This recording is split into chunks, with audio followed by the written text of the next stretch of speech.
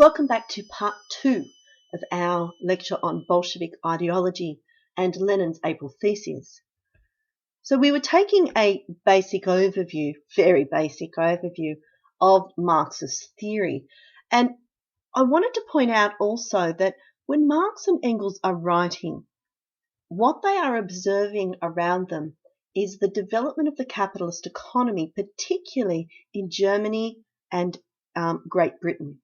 Now, those are countries that were more industrially developed than other countries at the time. And so their capitalist economy had progressed further as well.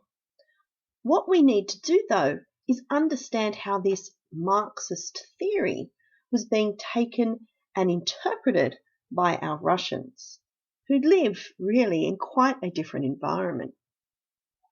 The two groups that I want to particularly focus on are the two core socialist groups that called themselves Marxist, and that is the Mensheviks and the Bolsheviks. Let's look first at the Mensheviks. Now, the Mensheviks in Russia followed quite a traditional Marxist thought about the revolution. So they saw that what Marx and Engels had seen was this natural development of a revolution after a middle class had been created, the country had sufficiently industrialized, developed a capitalist economy which was producing things really well. And it's not until we get a bourgeoisie, middle class, and this quite well-developed capitalist economy, once that had happened, then the proletariat revolution would happen. And these Mensheviks were happy to kind of wait for that to happen before they started pushing for the socialist element. So what they would do is therefore work with others in the society, including the bourgeoisie, the middle class, creating the right economic and political conditions. Let's get the capitalist economy happening is what they're thinking. Let's push that along so that we can get to the socialist revolution eventually.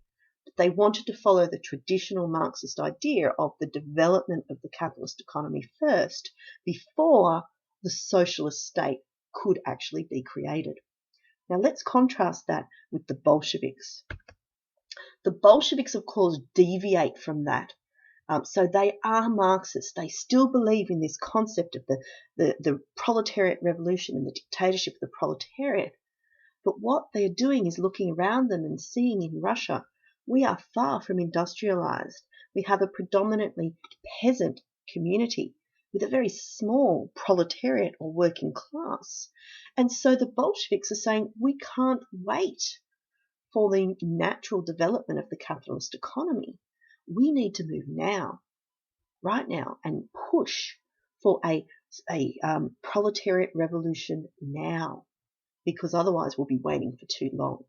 So they weren't saying that Marx is wrong, but they were saying that in the Russian situation, in the Russian experience, it was different and that they needed to push for the revolution now rather than wait and work for the middle class, the bourgeoisie revolution to happen first. The other thing was that rather than work with others in society, the Bolsheviks, and this is a lot of the thought of this is coming from Lenin, okay, thinking that in order to create this revolution, to push for this immediate revolution now, we need to create a small elite group of revolutionaries. And they, full-time professional revolutionaries, will create strikes, cause demonstrations, use violence if necessary in order to collapse the society and seize power now. So this is the Bolshevik ideas from the very beginning, based in Marxist theory, but adapted to the Russian situation. Just as an aside, to let you know, the socialist revolutionaries, the other key socialist party that is around in Russia at the time, are not purely Marxist because they don't believe in a proletariat revolution. For the socialist revolutionaries, the revolution in Russia was going to come from the peasants. Slightly different approach. And the key thing that they're about is about land reform, giving the land to the peasants. Whereas our Bolsheviks and Mensheviks are going to give land to the state, which will then distribute the products of the land.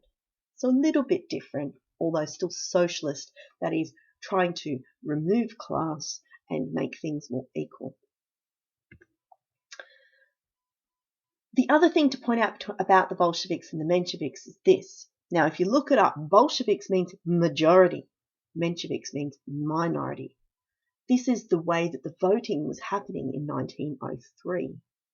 But from the very time that Lenin actually splits and creates a separate Bolshevik party, the Bolsheviks were actually fewer in number than the Mensheviks. The Bolsheviks was a smaller party, had fewer members, fewer supporters than the Mensheviks or the socialist revolutionaries. And this is a really important thing for us to keep in mind, because we have to understand that it's not like all of Russia was behind the Bolsheviks. A very small number in February 1917 were Bolshevik members and Bolshevik supporters. Now, we're going to see what happens to that throughout 1917. Really, really focus on that. The Bolsheviks are a small party. Big ideas, but actually very small in number. So we're remembering that after the revolution happens in 1917 and the Tsar suddenly resigns, it's a massive hope comes in for all socialists, Mensheviks, Bolsheviks, the socialist revolutionaries. They had not engineered the February Revolution, but now they all come rushing back to Petrograd, to Russia, hoping to take advantage of the situation to now guide it into the next phase of what Russia is going to become. And I've talked before about the political amnesty, effectively allowing all of our Bolsheviks and Mensheviks to return from distant parts of the world, all converging back in Petrograd. There were a couple of some of our key Bolsheviks do get back to Petrograd quite quickly. In particular, Stalin and Kamenev, who come back from Siberia, make it to Petrograd quite quickly. And what we need to understand is that in those early days, when there's just this incredible feeling of euphoria that something amazing has happened, and something amazing had happened in Russia, there is quite a lot of collaboration between the Bolsheviks, the Mensheviks, and the socialist revolutionaries. And in the very early days after the February Revolution, there is agreement from the Bolsheviks about setting up the Soviet and allowing the provisional government to exist, although subject to Order Number 1. Lenin, however, was in Zurich in Switzerland in February 1917. And here's a picture of the house, the flat that he was living in. You can see here it's pretty modest. Okay, this is a full-time revolutionary. He's not got a lot of income, and he's living quite a basic lifestyle during his time in exile. The interesting thing about Lenin is that even after he seizes power, he continues to live this Spartan kind of lifestyle. So he's in Zurich or Geneva at the time, and Lenin hears the news, not even in the newspapers. He doesn't get it through official channels. A neighbour stops in and says, "Have you heard? The Tsar has resigned. Russia has had a revolution." You can imagine just the shock and then the feeling of happiness, euphoria that these exiles must have been feeling, getting that message. In order to get back to Russia, we've got to think about where Switzerland is. If you have a look here, here's Russia over here in St. Petersburg, here's Germany, and here is Switzerland. And what is happening in 1917? World War I is still going on, and therefore this is a front line, and it's very difficult for Lenin and his fellow exiles to think about crossing the lines in order to return to Russia. The only way to do it is to go through Germany and then through Scandinavia. The only way they can do that is with the support of the German government. Now, the German government knows about Lenin. He has a reputation. And they think that if they let this guy back into Russia, maybe, just maybe, he would be able to um, rattle things further in Russia and make sure that Russia withdraws from the war. Why would this be a good thing? Well, if that Eastern Front collapses, Germany doesn't need its troops there. And as we know from our World War I studies, if Germany can collapse the Eastern Front, they can send all their men over to the Western Front in order to defeat the British and the French. So the Germans decide to allow Lenin and his colleagues to a passage through Germany, and they go by what is called the sealed train. That is, from the border of Switzerland all the way through Germany. The train is effectively sealed. They're not allowed to get off at any stations. No one else is allowed to get onto the carriage. And then their passage takes them across by ferry to Malmö, and then up through Stockholm, and then eventually through Finland and back into St. Petersburg by train. This is the journey that 32 Russian socialists took on this train journey. It wasn't Lenin alone, and they arrived back in Petrograd on the 3rd of April, Russian date, in 1917. Some interesting anecdotal stories about that train ride, about how Lenin effectively dictated what would happen. There had to be, the only place you're allowed to smoke apparently was in the toilet compartment, and therefore there had to be a roster created of who would be allowed in that compartment and for how long, and Lenin ensured that that was all organised. But the other thing that happened on the train is that Lenin wrote a very important document called the April Thesis. These are some pictures. These are not photographs. These are later representations of Lenin arriving at the Finlandia station in St. Petersburg.